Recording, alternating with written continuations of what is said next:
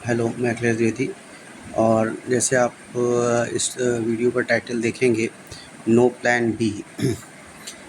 इसका मतलब ये हुआ कि आप किसी भी एक कैरियर के लिए आप अपने जा रहे हैं, चाहे सीए बनना चाह रहे हैं, चाहे आईएएस बनना चाह रहे हैं, चाहे डॉक्टर बनना चाह रहे हैं, या कुछ और भी आपका एक एम है या गोल है आपका। तो उसमें आप प्लान बी मत लेके चलिए, ठीक है? मतलब कि अगर ये नहीं हो पाएगा तो ये कर लेंगे, क्योंकि अगर ये नहीं हो पाएगा तो ये हो पाएगा, तो फिर प्लान बी ही होगा, फिर प्लान ए होने वाली चांस कम है, ठीक है? ये मैक्सिमम जो लोग हैं उनका ऐसा मानना है। और बहुत हद तक ये बात अपनी जगह पे ठीक भी है। अब हमसे कई बार लोग पूछते हैं कि सर आपका इसमें क्या ओपिनियन है? देखिए, अब इस ये एक बड़ा एक टिपिकल टॉपिक है।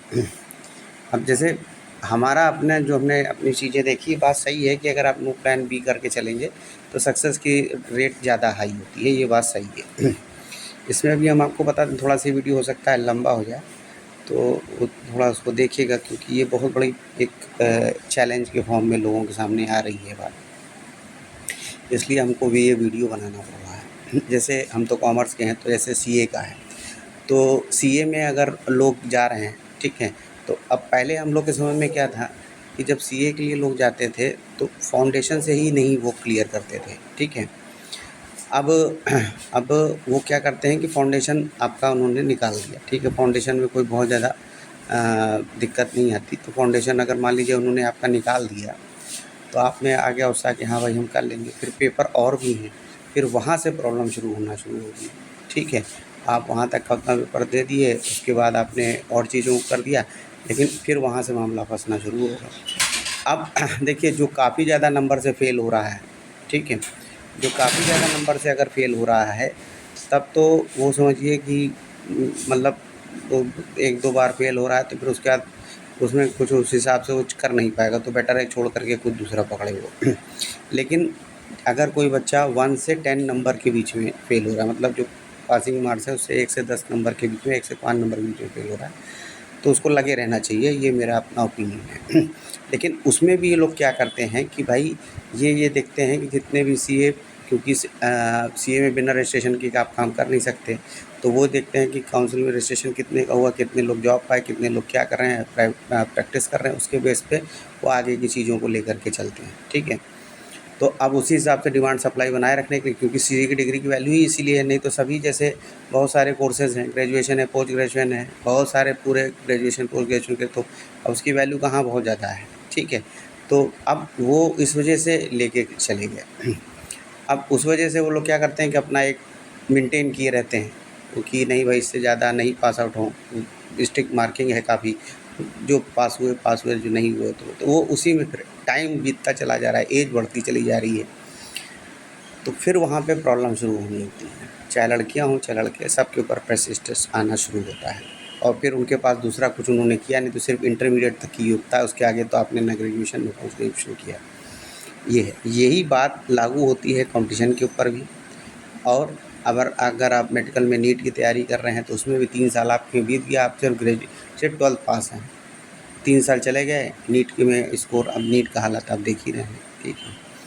या किसी भी कॉम्पिटिशन में है, अब चाहे यू किसी भी कॉम्पिटिशन का आप देख लीजिए, पेपर आउट, फिर वैकेंसी, और फिर पता नहीं वैकेंसी कब आएगी।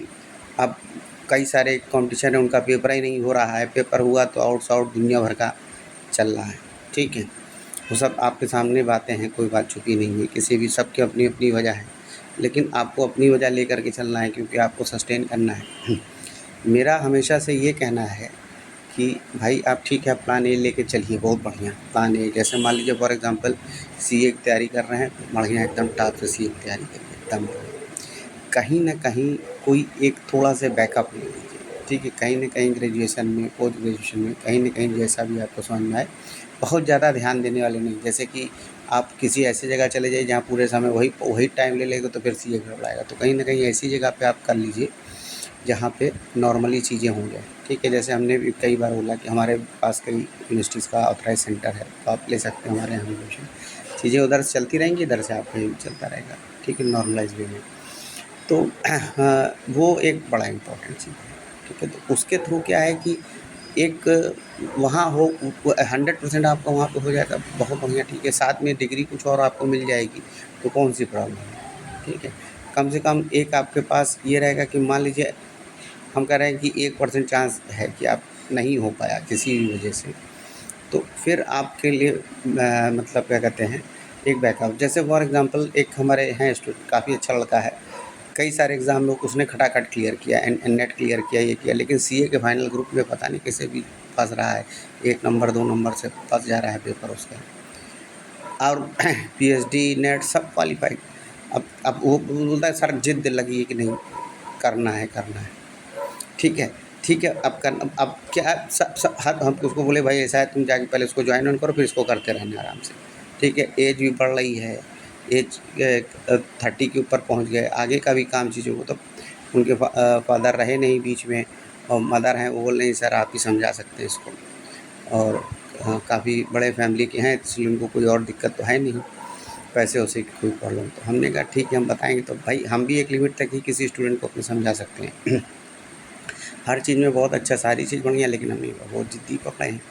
तो अब वो इस थोड़ा सा देखिए एक लेवल पे सुनने, आप ये करना कि ये नहीं है, उसके बाद फिर हम हर चीज़ को ख़त्म कर दें, वो मेरे समझ के बाहर की बात है, ठीक है। वो मेरा माइंड अलाउ नहीं करता। तो ठीक है, एक चीज़ है, बढ़िया है, एक लेके आपने चल रहे हैं, बहुत बड़ा, पूरा ध्यान उस पे, पूरी चीज़ें, दूसरी वाली चीज़ को अपने दिमाग में मत लाइए, लेकिन आप पूरा ध्यान, लेकिन कुछ ना कुछ ऐसा रहे कि साहब ये मतलब 0.01% भी अगर हुआ तो ये कुछ चीज़ें मेरे हेल्प के लिए, क्योंकि नहीं तो फिर बाद में रिट्रेस करना फिर बड़ा मुश्किल हो जाता है।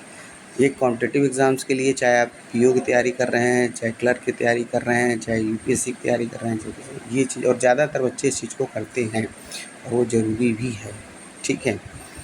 और क्या कहते हैं, इसलिए जैसे हमने एक जो अपने फ्रेंड को बहुत मानते हैं, जिसने अपना काफ़ी अच्छे कॉम्पिटिशन्स को क्रैक किया, फिर बढ़िया जगह पे पोस्टेड भी है, वो एक बात हमेशा बोलता था, और मतलब बोलता है, और वो उसने इसी बेस पे किया भी, हम उसको बहुत आइडियल अपना मानते हैं।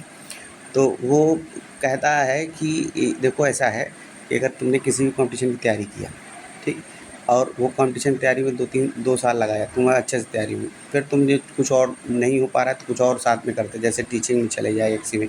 उसके अलावा एक फिक्स रूटीन आप बना लीजिए, भैया हमको सब काम करें 2 घंटा ही हमको इसका रिवीजन करना है, और फिर वो भी काम होता रहेगा, अगर एक्सपीरियंस बढ़ता है 2 घंटा आप पढ़िए, 3 घंटा पढ़िए, जो भी एक फिक्स टाइम बनाइए, नहीं साहब हर चीज़ छोड़ के हमें 3 घंटा तो इसका रिवीजन करना ही है सारी। वो स्ट्रिक्टली होना चाहिए, उसके लिए आप मतलब पूरा एकदम डिटरमाइंड होइए, फिर देखिए आप फिर बिना टेंशन के कॉम्पिटिशन निकलेगा, ठीक है। टेंशन नहीं रहेगी, फट से कॉम्पिटिशन आपका निकलेगा। तो नहीं तो फिर हमने अपने स्टूडेंट्स को देखा है कि क्या क्या चीज़ें हैं। अभी हम एक स्टूडेंट की अपनी शेयर करेंगे स्टोरी, जिसमें कि आपको समझ में आएगा कि किस लेवल पे चीज़ें अभी मतलब चल रही हैं। तो ये मेरा वीडियो से बनाने का मकसद ये है कि ये थोड़ा सा आप लोग खुद समझदार हैं, ये सारी चीज़ों को देख के चलें, ठीक है। और वीडियो अगर आपको अच्छा लगा हो तो लाइक और सब्सक्राइब कर दीजिए, लोगों को शेयर करिए, जिससे मेरी बातें उन बच्चों तक पहुंच पाएँ जो अभी ये मतलब उस चीज़ पे ध्यान नहीं दे रहे हैं, ठीक है। और ध्यान देने का समय जब आता है तब तक बहुत समय निकल जाता है, ठीक है। और फिर शुरू होता है फ्रस्ट्रेशन, डिप्रेशन, बहुत सारी प्रॉब्लम, और ठीक है। तो इसलिए मेरी बस यही है कि कोई भी बच्चा इस सब स्थितियों में ना पहुँचे, और सभी लोग अच्छे से बढ़िया से रहें, और सब लोग अपना सक्सेस पाएँ, यही मेरा एक मकसद है, ठीक है। ये वीडियो थोड़ा सा लंबा हो गया है, लेकिन अब इस थोड़ा सा चीज़ों को बताने के लिए सब बताना पड़ रहा है, ठीक है। तो इसलिए इस चीज़ को थोड़ा सा ध्यान रखिए। Okay, thank you.